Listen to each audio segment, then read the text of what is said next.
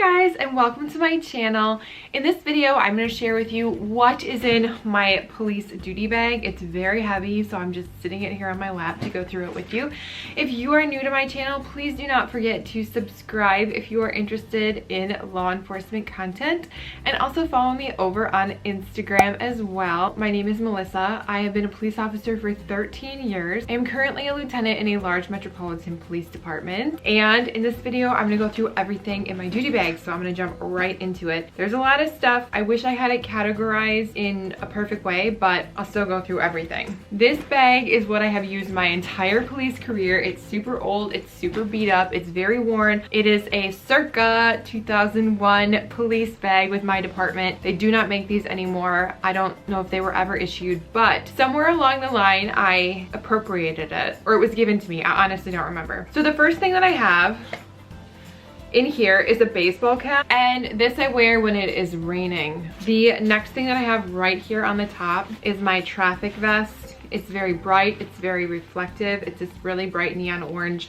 It says police all over it. When I became a supervisor, I noticed that sometimes I was going on calls, there was a lot going on, traffic, it was dangerous, it was nighttime, and I had officers who didn't have their vests, so I carry an extra one. This is just an older one with me. It's still reflective, it's still that bright green, it still works really well, and it's extremely visible. The next thing that I have is just a sunglass case, and I have an extra pair of sunglasses in it. I work morning watch right now, so I am never seeing the sun when I am working. The next thing I have is a dog leash and also a collar. Now this collar isn't super big. We deal with so many pit bulls. We have pit bulls everywhere. Sometimes animal control does not get there quickly. Sometimes we need to take a dog to animal control, so I just have this collar. Like I said, it's not super big. We deal with a ton of pit bulls, but most of them are severely emaciated anyway, so that will fit pretty much any doggy. And then I also have, these are just some soft dog treats because I find that the soft ones smell more, so dogs are more willing to come to you when you have them. But this is very extra with animals for me because I love animals and I love dogs. If I am trying to catch a stray dog, or if I have an animal that we're taking to animal control for some reason, I'll be able to feed them a little bit and also have a way to grab them myself. The next thing I have in here are some baby wipes. And I actually just used these the other night. One of my officers was in a foot chase. It was wet out and he went rolling down a hill with the suspect, and he was all full of mud, and people were trying to hand him what they had for napkins in their car and hand sanitizer. But moms know best. Moms are always prepared. So baby wipes are really, really good for cleaning yourself up if you get dirty. So that was one example of him getting full of dirt, rolling down a hill with a perp. But another thing that can get you really dirty just in your regular day and course as a police officer is fingerprint dust. This is just black fingerprint dust. And then I also have cards that we use to lift the fingerprints, and I'll show you that once I get into my paperwork aspect of this. Another thing I carry is just a bag of gloves. These are just disposable gloves. These work well when you're fingerprinting, if you don't want to touch somebody, if you're on scene and things are very dirty. They could just be dirty in general. They could be bloody. Blood is something that really, it gets everywhere. The next thing I have are just disinfecting wipes. In my department, I am not issued a vehicle. I have to use a vehicle every time I come in that somebody else has used on the shift before. So whether it's a vehicle I usually take or not, always I clean the vehicle. With our current pandemic going on, I also carry an extra N95 mask, and we're supposed to be keeping these in paper bags.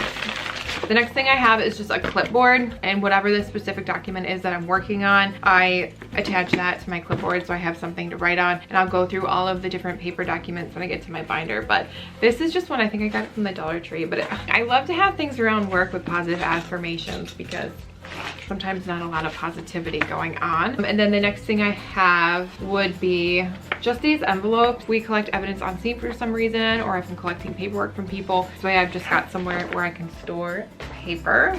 And also in this back pocket I have a bunch of zip ties. How many do I have? I thought I had more than this. 4, 5, 6, 7, 8. So I have enough for 8, and I also have extra handcuffs. I also carry a notebook if I, for some reason, need to write something down. As a supervisor though, that's not as common because I do keep these documents already printed out but blank that I will need and that I'm responsible for completing, not just your typical police report. So I have 3 of these.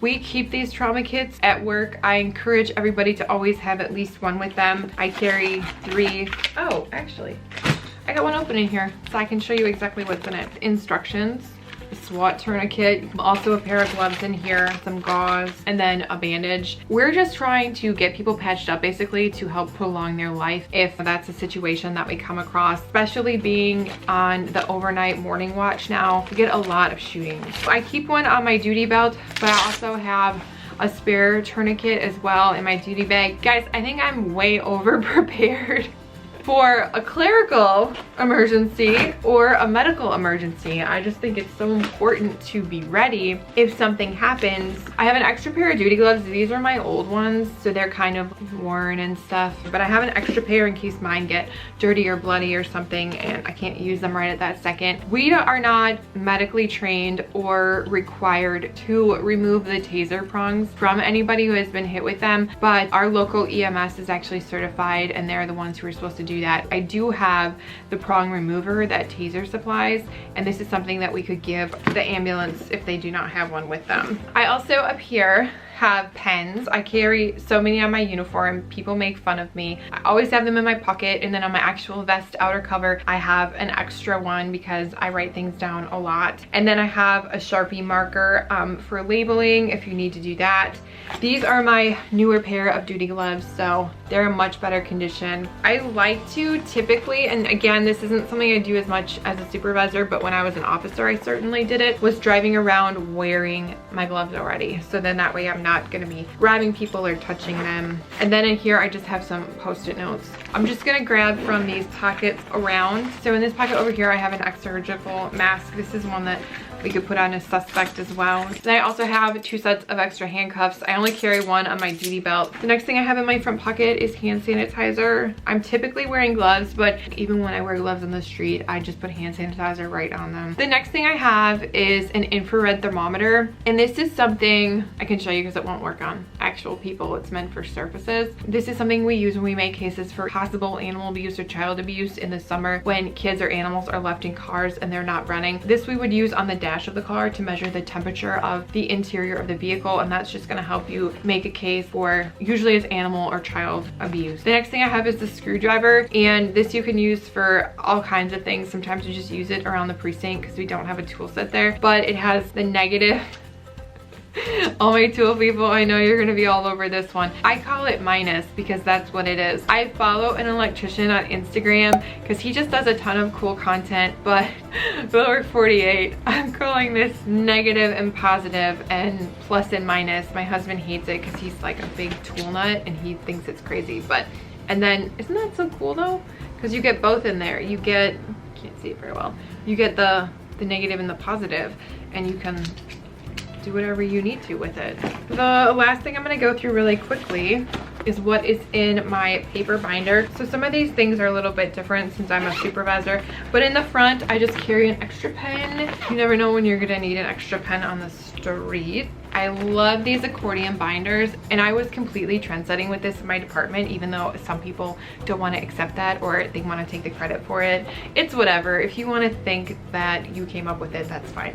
But in here I have our daily activity sheet. You fill it out with your name, your mileage, everything that you've done for that day. A lot of departments have really advanced in that regard, and they do this kind of stuff online. And the next thing that I have is a juvenile complaint form, and this is after we do a report and or arrest for a juvenile. This is something that we forward to juvenile court as well. I also carry supervisor use of force reports. So whenever force is used by an officer, a supervisor always responds to this and complete an additional report. So the officer does their additional report and then we complete another report after reviewing body cam video for that situation, and then the department follows up with it through our chain of command and then through our academy with training as well. I know personally that my department has a huge sense of responsibility when it comes to any kind of use of force and documenting it very properly. That's the way it's always been done with us, and that's something that I've also personally always done as a supervisor for the last 7 years. It just depends on your agency. Everybody does things differently, but we are extremely by the book. We do everything in our investigation the exact same way with every one of our use of forces. I also have a property receipt form, and this could be if you had recovered stolen property and you were giving it back to a victim.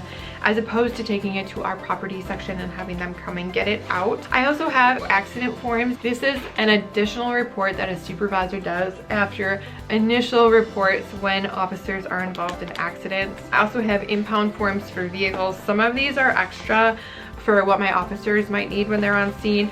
And then I also have victim witness statement forms. I am so big on these, getting all your information you can from your victims and witnesses to forward it on to investigations is really an effective way to have a good investigation. And then I have some fingerprint envelopes, so there's even more information you fill out if you've recovered fingerprints. I showed you my little brush set earlier. So right here,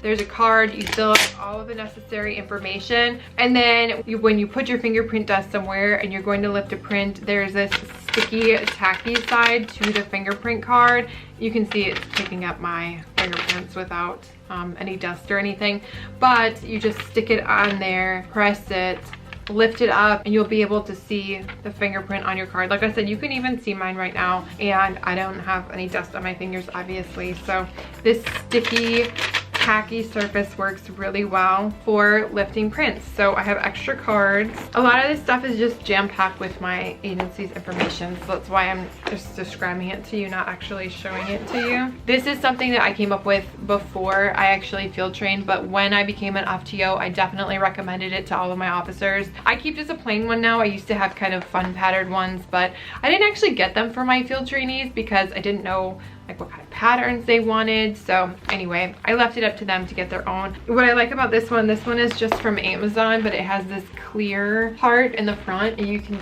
see I have little labels on there for what each item is, so you can easily find it. I did not know I had so much in my bag. I am a complete overpacker with my duty bag or my purse or anything else. I always have way too much stuff in it, but I believe that if you are more prepared as opposed to less prepared for any situation, whether it's just in life or it's in policing, that it's gonna help you. Thanks so much for watching, and I hope you enjoyed this video. If you do, don't forget to subscribe and also follow me over on Instagram, and I will see you in my next video. Until then, y'all stay safe out there. Bye.